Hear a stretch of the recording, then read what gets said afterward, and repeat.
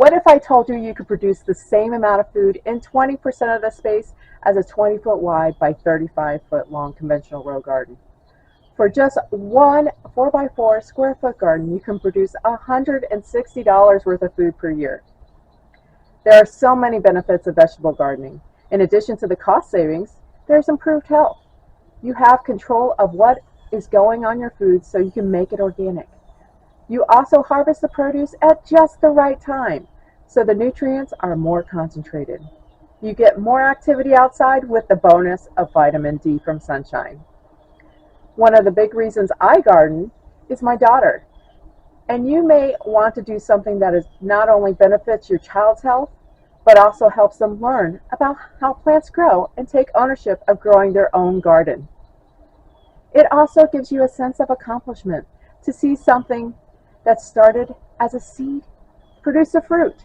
I get excited to see my strawberries ripen or my pea pods fill out. You may feel that connection to nature as you see pollinators around blossoms. It allows you to feel like you're doing your part to be environmentally sustainable and reduce your carbon footprint.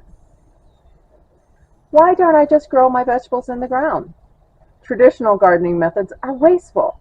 I can grow more produce in a smaller space, plant fewer seeds, use less fertilizer, water less, and do very little weeding. Typically, garden soil is not a good medium for growing produce. There are too many weed seeds and not enough nutrients. Creating your own medium is a much better method.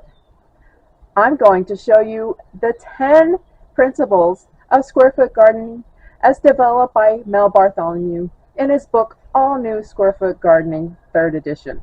The book contains great photos, construction specifications, and useful charts in addition to all the guidelines.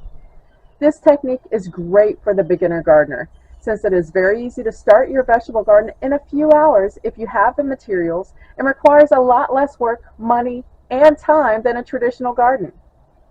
The first principle is that you are going to plant densely. There will be no wasted space. You can produce much more with a lot less space. A few square foot garden beds can be all that you need for your family. The second principle is to grow up. You will be doing some vertical gardening by adding easy to build trellis structures to allow vining vegetables to occupy the vertical space rather than sprawling out in a traditional garden. You can even grow some watermelons vertically. The third principle is to use Mel's Mix, not garden soil. You don't actually need garden soil to grow great veggies. The formula that Mel Bartholomew created, called Mel's Mix, is a mix of peat moss, vermiculite, and compost that provides everything that the plant needs.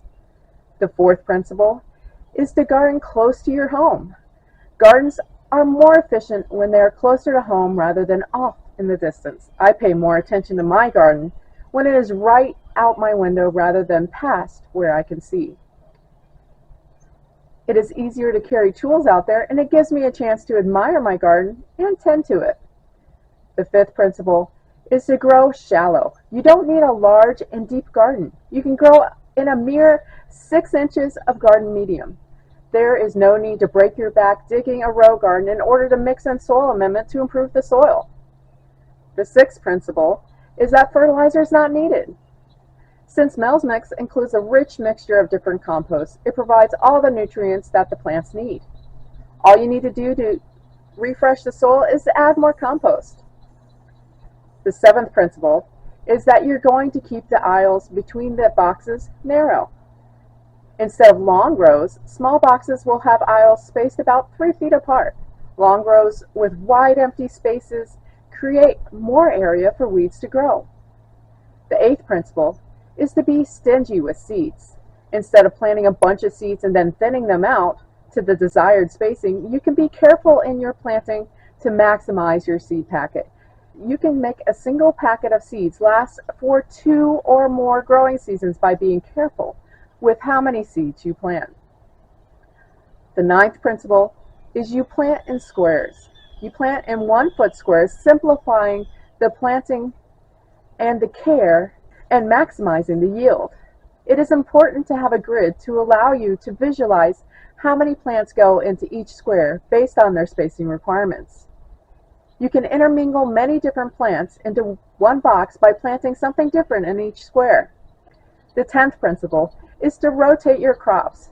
You can often plant each square at least twice per gardening season, with either 2 successive crops of the same vegetable or a new crop for a late season production. This allows you to get the maximum yield from your garden. It sounds easy, doesn't it? I've never seen an easier way of gardening. As long as you follow the principles, you can grow food. Are you ready to start your square foot garden